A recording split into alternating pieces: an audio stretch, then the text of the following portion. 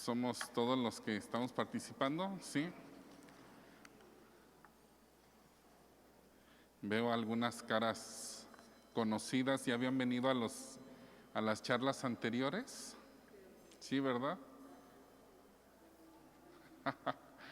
Bien, porque el tema que voy a compartirles es el que compartí a los agentes de pastoral, y luego en la siguiente tanda de ejercicios, ¿verdad? Entonces va a ser el mismo, ¿sí?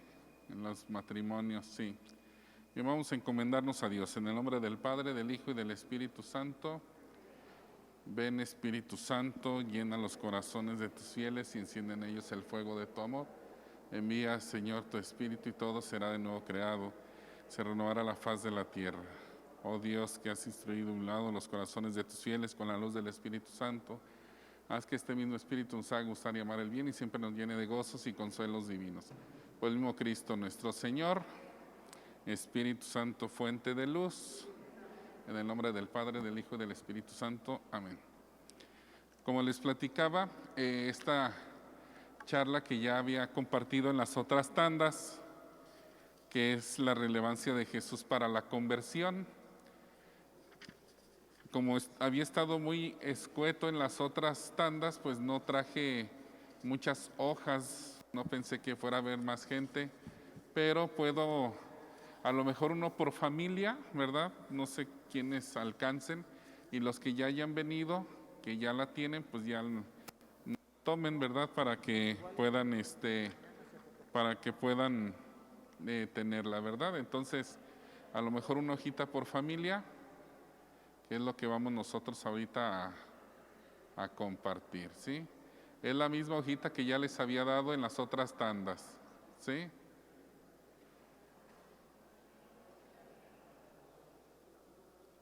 Sí, es la misma hojita que les había dado la semana pasada y la antepasada.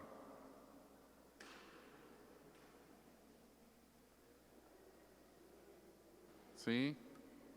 Entonces, les voy a dar uno por familia.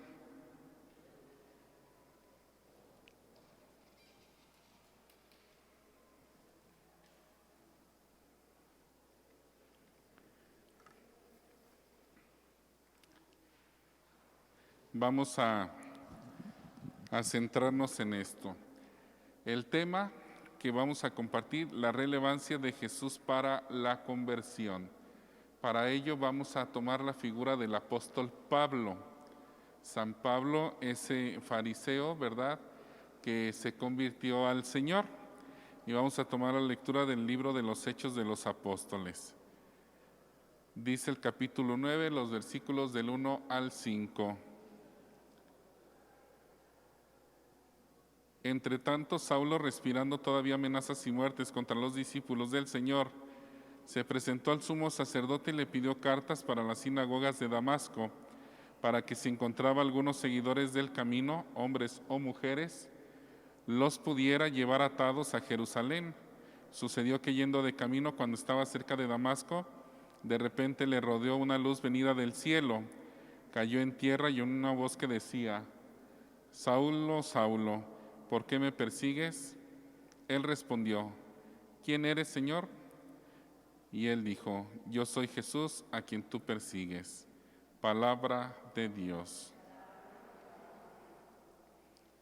Vamos a comenzar la reflexión de este tema, una catequesis del Papa Benedicto XVI que dio el día 3 de septiembre del 2008 acerca de la conversión de San Pablo. Quienes tengan la hojita pueden irlo siguiendo. ¿Puedes dar hojas acá, por favor? No sé si tengan. Dice: precisamente en el camino de Damasco, en los inicios de la década del año 30 del siglo I, después de un periodo en el que había perseguido a la iglesia, se verificó el momento decisivo de la vida de San Pablo. Entonces aquí viene un punto importante, un momento decisivo en nuestra vida. Nosotros toda nuestra vida tenemos pues muchos proyectos, muy buenas intenciones, vienen las festividades de la Navidad y nosotros pues nos alegramos y tenemos buenos propósitos, queremos ser mejores, hacemos promesas, etcétera, etcétera. Viene la Cuaresma y también nosotros queremos cambiar nuestra vida y venimos con mucha devoción a ponernos la ceniza, hacemos promesas, juramentos y demás cosas a Dios, pero luego pasa el tiempo y en muchas ocasiones volvemos a nuestra vida ordinaria, volvemos a caer en lo mismo. Entonces, ¿qué es lo que se pretende con esos ejercicios espirituales? Es que sea un momento decisivo en su vida, ¿sí? Un momento decisivo. ¿Por qué un momento decisivo? Que sea un momento de encuentro con Jesús, en el que nosotros, ¿verdad?, renazcamos a una nueva vida en el Espíritu, que dejemos atrás esas cosas que hemos permitido que se arraigan en nuestra vida para que nosotros podamos convertirnos al Señor. A partir de entonces, dice aquí, inesperadamente comenzó a considerar pérdida y basura todo aquello que antes constituía para él el máximo ideal, casi la razón de ser de su existencia. Entonces, el apóstol Pablo, como nosotros sabemos, era una persona, ¿verdad?, un fariseo de nacimiento. Había sido formado en las escuelas judías y él tenía muy clara su identidad. Entonces, él siempre buscaba cumplir la voluntad de Dios a su manera, conforme pues a lo que él había aprendido. Nosotros quizás podemos caer en ese presupuesto. Quisiéramos nosotros o queremos, creemos que estamos cumpliendo con la voluntad de Dios, pero quizás no. A veces nos hace falta discernir, es decir, ponernos delante de Dios en una actitud de oración y discernir, es decir, ir separando aquellas cosas de nuestra vida para irnos quedando con lo más bueno. Es momento, hermanos, de que cada uno a manera personal hagamos ese ejercicio de discernimiento, que podamos nosotros, ¿verdad?, revisar nuestra experiencia de vida cristiana, que podamos nosotros, ¿verdad?, ir identificando de qué manera nosotros nos estamos relacionando con Dios, cómo es nuestro actuar, nuestra relación con todos los seres que nos rodean, y de esa manera nosotros vayamos eliminando todas aquellas cosas que eran para nosotros lo máximo, ¿verdad? Lo máximo. A veces decimos, es que yo voy al Santísimo todos los días, pero el genio no se me compone. Sigo siendo malhumorado, iracundo, no respondo con caridad, no soy solidario, pero vengo a misa, pero y rezo el rosario todos los días. Y nosotros podemos realizar muchos actos de piedad y decir, estoy cumpliendo con la voluntad de Dios. Pero la voluntad de Dios es otra. Sí hay que venir, claro, pero hay que estar muy atentos en la vivencia de la caridad. Es que yo participo en todos los grupos de la pastoral. Soy ministro, soy lector, estoy en el coro, soy de los que vienen al rosario, soy de los que esto, y no atiendes a tus hijos. Entonces, lo primero que será, pues hay que hacer un discernimiento delante de Dios para ver cómo es nuestra vida cristiana y partiendo de ahí nosotros renovemos, es decir, que hagamos nueva nuestra fe en Dios y que esto se traduzca en acciones concretas que realicemos en favor de la construcción del reino de Dios. ¿Qué es lo que sucedió? Dice aquí. Cristo resucitado se presenta como una luz espléndida y se dirige a Saulo. Transforma su pensamiento y su vida misma. Es decir, aparece Jesús como una luz que ilumina, ¿verdad? Una luz que ilumina ese camino por el cual iba recorriendo el apóstol en su vida. Y de pronto, al tener esa luz espléndida, pues se da cuenta de muchas cosas. Se da cuenta de muchas cosas.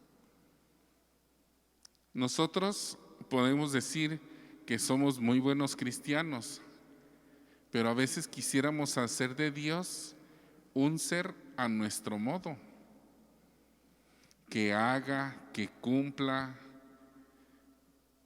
que siempre esté dispuesto como yo quiero. Pero a veces nosotros no queremos, ¿verdad?, dejar que esa luz sea la que ilumine, sino mi propia luz. A veces mi propio egoísmo es el que hace que yo decida sobre mi vida conforme a mis criterios, pensamientos, como yo creo que es la mejor manera y demás. Entonces hay que permitir que esa luz espléndida transforme nuestro pensamiento, ¿sí? Nuestro pensamiento y nuestra propia vida. Es que yo le prometí al Señor, yo quise hacer esto y no lo cumplí. Sí, no lo cumpliste. ¿Por qué? Porque estás ofreciendo algo conforme a tus propias fuerzas. Es que yo prometí que no voy a tomar Coca-Cola. Está bien, pero qué mejor que sean cosas más trascendentales. Algo mediante el cual yo pueda realizar una práctica ascética, es decir, un ejercicio, ¿verdad?, en el que yo me haga violencia a sí mismo para que yo pueda ir doblegando mi propio yo. Que yo pueda aprender a donarme a los demás. Que yo pueda hacer de mi vida una donación general hacia toda la iglesia, hacia todas las personas, incluso hacia aquellos que no nos quieren tanto. En la otra tanda de ejercicios, quienes vinieron recordarán que les platicaba que cuando estábamos en el seminario, en primero de teología, le preguntamos a la maestra de inglés, oiga maestra, ¿cuándo puedo yo decir, ya aprendí a hablar inglés, ya aprendí el idioma inglés o la lengua? Y dice la maestra, cuando sueñes en inglés. Y entonces si nosotros podríamos decir, ¿cuándo puedo decir yo que ya soy un buen cristiano? ¿Cuándo puedo decir que ya me convertí al Señor? Cuando toda tu vida sea en torno a la caridad. Cuando alcances a ver a todos con ojos de misericordia. Que no seamos como esos jueces, sino que veamos con misericordia a los demás y tengamos compasión. Es decir, que padezcamos junto con la otra persona, que nos solidaricemos con ellos. Ahí sí podríamos decir que nosotros nos estamos convirtiendo al Señor. Dice aquí que transforma su pensamiento y su vida misma. Eso no había sucedido como fruto de su propia reflexión, sino de un acontecimiento fuerte, de un encuentro con el resucitado. Y ahí es donde se da precisamente nuestra conversión. Esa es la relevancia de Jesús para la conversión, que es el título de nuestro tema. Que cada uno de nosotros tengamos una experiencia real de encuentro con Jesús resucitado que transforme nuestro pensamiento, nuestra manera de vivir, nuestra manera de pensar, nuestra manera de expresarnos, que sea un giro total en nuestra vida. Pero solamente cuando nosotros nos encontremos con Jesús. Y eso hay que pedírselo. Nosotros pondremos lo mínimo, lo que está en nosotros, nuestra vida de piedad, acercarnos a los sacramentos, tratar de ir mejorando, pero pedirle al Señor que en medio de todo eso nosotros aprendamos y nos encontremos con Él. Y allí es entonces cuando se le dará un giro precisamente a toda nuestra historia. Los Hechos de los Apóstoles y las cartas de San Pablo convergen en un punto fundamental. El resucitado habló a San Pablo, lo llamó al apostolado, hizo de él un verdadero apóstol, testigo de la resurrección, con el encargo específico de anunciar el evangelio a los paganos, al mundo grecorromano, con un encargo específico. Y aquí cabría que cada uno de nosotros nos hiciéramos esa pregunta: ¿cuál es el encargo específico que Dios tiene para mí? ¿Cuál es el encargo que Dios me da a mí para que yo pueda desarrollarme en este mundo, en esta vida que es muy corta? Por muchos años que logremos nosotros vivir, 100, 120, 130 años, no es nada comparado con la vida en Dios. Nosotros sabemos y reconocemos que no somos fruto de la casualidad, que nosotros somos producto del amor de Dios. Y si nosotros somos fruto del amor de Dios, entonces, ¿cuál es el encargo que Dios tiene para mí? ¿Hacia dónde tengo que enfocar todas mis fuerzas? ¿Hacia dónde tengo que dirigirme para que yo pueda dar muchos frutos? Para que yo pueda verdaderamente manifestar y ser testigo de la resurrección de nuestro Señor Jesucristo. Si nosotros salimos cualquier día a las calles de nuestra comunidad, nos daremos cuenta cuánta necesidad tiene el mundo del testimonio de nosotros los cristianos. Hay mucha necesidad. Hay mucha gente que vive como si Dios no existiera. Hay mucha gente que vive desorientada.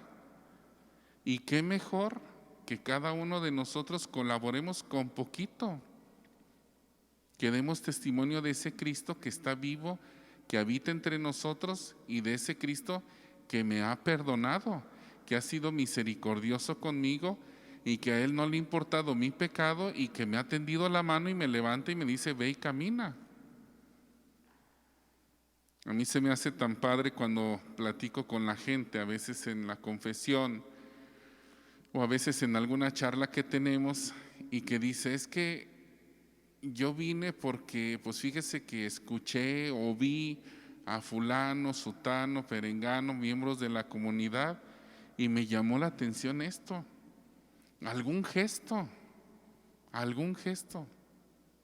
que nosotros tenemos caritativo, de misericordia, y eso llega al corazón de los hombres. En alguna ocasión recuerdo cuando alguien platicó, preguntó algo, dijo acerca del acontecimiento de Pentecostés y de que hablaban varias lenguas y todos se entendían. Yo hice una interpretación muy personal, esto es algo muy subjetivo. Y dije: bueno, ¿por qué todos se entendían? Porque hablaban en el lenguaje de la caridad. Si nosotros nos encontráramos a un hermano chino que no habla español, pero que se encuentra necesitado, y si nosotros le atendemos, él luego va a entender. Y así nosotros, si tratamos de manejar ese lenguaje de misericordia, de fraternidad, de solidaridad, de caridad, todo el mundo lo va a entender, y el mundo necesita de ello. Ya lo decía el Papa Francisco en alguna intervención, es que el pecado mayor, o el de la actualidad, es el de la indiferencia. Somos indiferentes. Nosotros vemos en la ciudad que están ya ahora los cotos privados, 4 o 5 casitas y un cancel, y nadie entra. Y aunque son 6 casitas, 4, no se conocen entre los vecinos, porque todo el mundo vive ensimismado. Recuerdo que en la parroquia en la que estaba prestando mi servicio diaconal, llevan a cabo en lo que llama el señor cura la misión permanente. Es decir, cada semana se siguen visitando los barrios, se celebra la misa en los barrios, se dan pláticas en los barrios. Y decía el señor cura, dice: ¿por qué no retomar aquello de antes? Dice él: yo recuerdo cuando mi mamá, que por ahí tenía algo, vamos a suponer, venía la cuaresma, y hacía capirotada y ponía en un platito algo de capirotada y le llevaba a la vecina. Mire, doña Mari, le traje un poquito de la capirotada que hice para que la pruebe. Y luego ya después la señora le regresaba el plato y no vacío. Mire, ahora yo hice una gelatina, aquí está, le comparto. Y son gestos muy bonitos, ¿verdad? Gestos muy caritativos, fraternos. Y ese es un lenguaje muy hermoso para que nosotros podamos dar frutos y manifestar nuestra conversión. A lo mejor eso sería un buen principio. Tratar de ir manifestando, ¿verdad?, que nosotros somos cristianos. Dice aquí, al mismo tiempo San Pablo aprendió que a pesar de su relación inmediata con el resucitado, debía entrar en la comunión de la iglesia, debía hacerse bautizar, vivir en sintonía con los demás apóstoles. Dice, entrar en la comunión de la iglesia. Parte del hecho de nosotros no vivir indiferentes es tener siempre presentes que somos un solo cuerpo, que es la iglesia de la cual Cristo es cabeza. Y por eso nosotros de esa manera tratar de tener esos sentimientos de que si alguna persona está padeciendo, a mí también me duele, porque somos un mismo cuerpo. Si nosotros ahorita nos pellizcamos, ¿verdad?, un brazo, se va a resentir en el brazo, pero se siente en todo el cuerpo, porque somos parte de. Entonces, de esa manera, vivir en la comunión de la iglesia es que nosotros nunca perdamos de vista nuestra identidad, quiénes somos.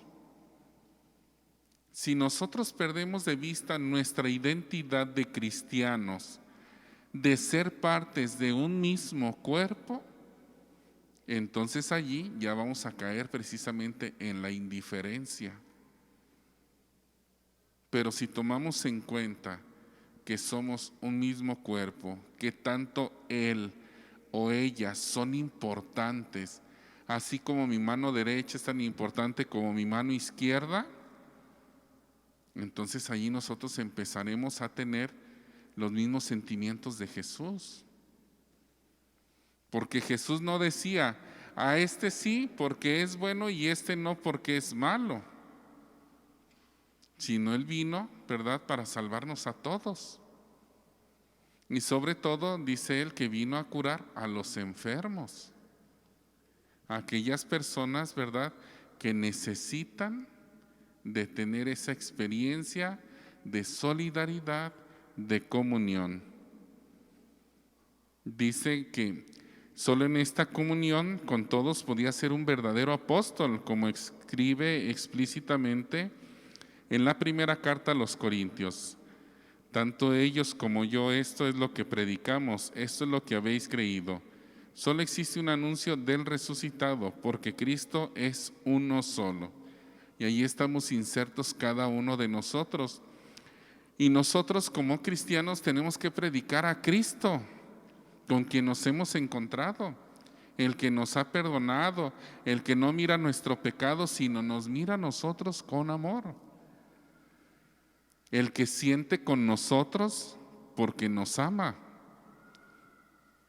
Y así nosotros, ¿verdad?, siempre que nosotros querramos predicar a Jesús, que sea en ese sentido. Predicar a ese Jesús vivo, el del cual yo soy parte importante de ese cuerpo, que es la iglesia. Como se ven todos los pasajes de la Biblia que hablan acerca de su conversión, San Pablo no interpreta nunca este momento como un hecho de conversión. ¿Por qué? Hay muchas hipótesis, pero en mi opinión el motivo es muy evidente. Este viraje de su vida, esta transformación de todo su ser, no fue fruto de un proceso psicológico, de una maduración o evolución intelectual y moral, sino que llegó desde fuera. No fue fruto de su pensamiento, sino del encuentro con Jesucristo. Para que nosotros nos podamos convertir al Señor, hay que pedírselo. Hay que decirle, Señor, mira, yo estoy consciente de mi miseria. Yo sé que soy un pecador empedernido, yo sé que me equivoco mucho, pero yo no quiero. Ya lo dice el apóstol Pablo, porque vivo bien el que quiero y hago el mal que no quiero.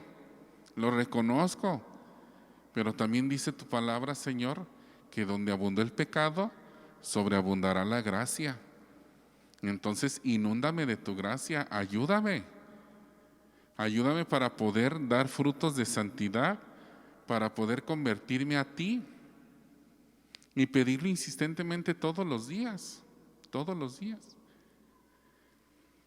Estamos acostumbrados a pedirle otras cosas, a lo mejor trabajo, a lo mejor alimentos, a lo mejor que me vaya bien o demás cosas, pero ¿cuándo le pedimos la conversión? ¿Cuándo le pedimos, Señor, ayúdame para que yo pueda morir, que mis pasiones puedan morir y que yo renazca una nueva vida en el Espíritu? Concédeme ese regalo, que yo pueda vivir para ti. Ya lo dice San Agustín, nos hiciste, Señor, para ti, y nuestro corazón permanecerá inquieto mientras no descanse en ti. Entonces hay que pedírselo al Señor. Solo el acontecimiento, el encuentro fuerte con Cristo es clave para entender lo que sucedió: muerte y resurrección, renovación por parte de aquel que se había revelado y había hablado con él. En este sentido más profundo podemos y debemos hablar de conversión. Este encuentro es una renovación real que cambió todos sus parámetros. Ojalá y que como fruto de la Pascua, cada uno de nosotros experimentemos una verdadera renovación.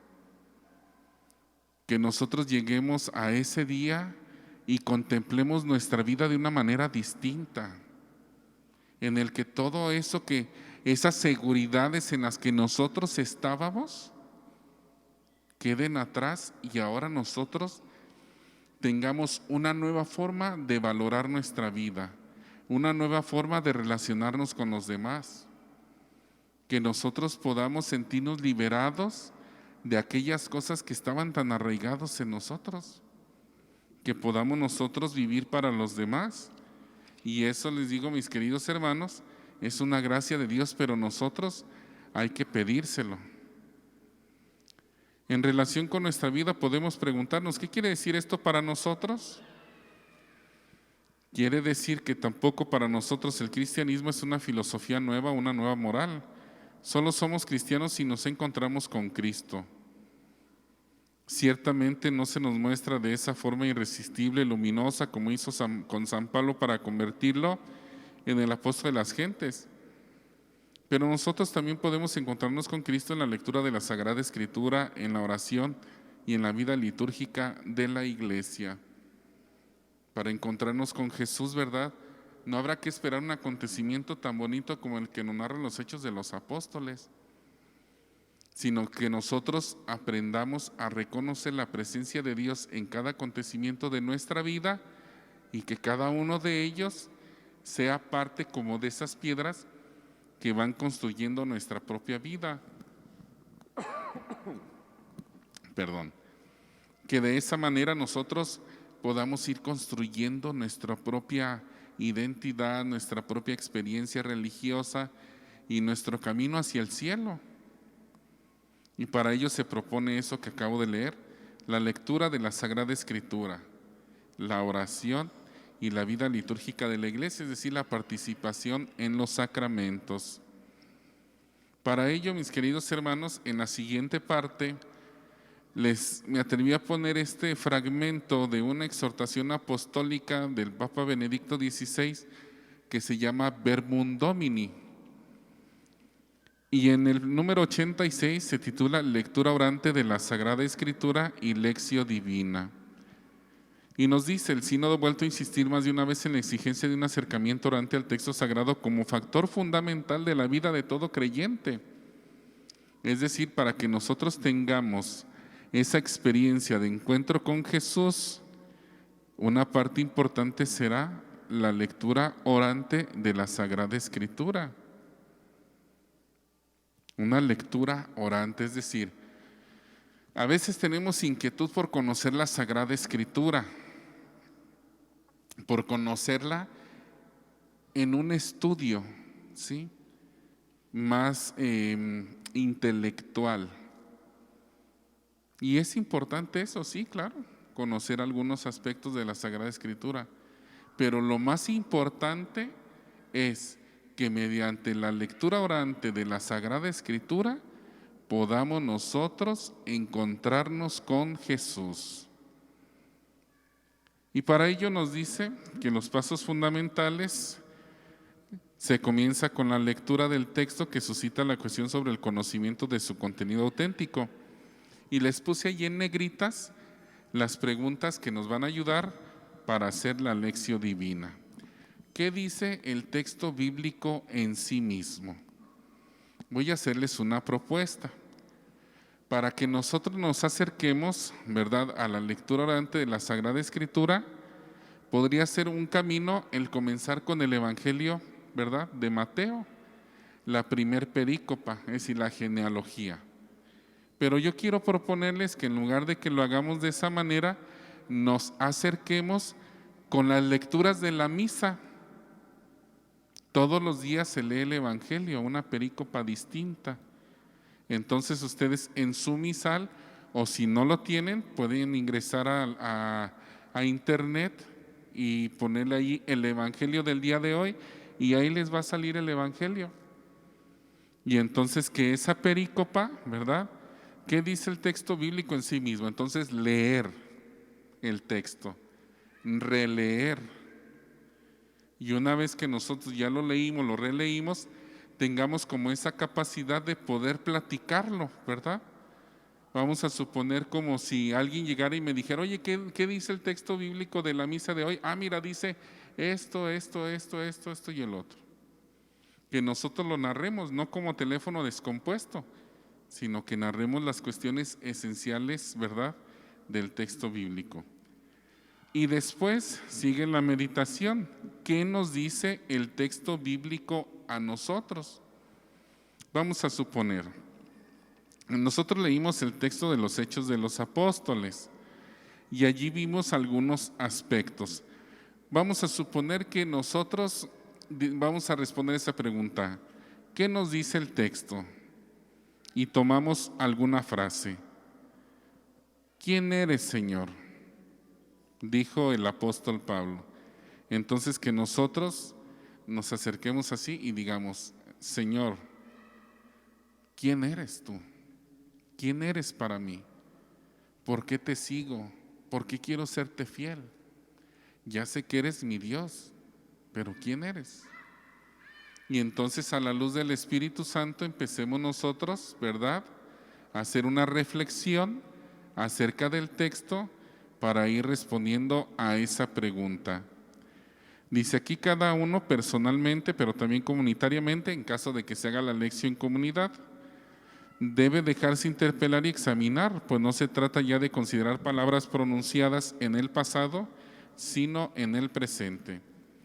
Se llega sucesivamente al momento de la oración que supone la pregunta. ¿Qué decimos nosotros al Señor como respuesta a su palabra? Y entonces ahí ya nosotros, en un principio Dios nos estaba hablando, ahora nosotros le vamos a hablar a Dios, ¿sí?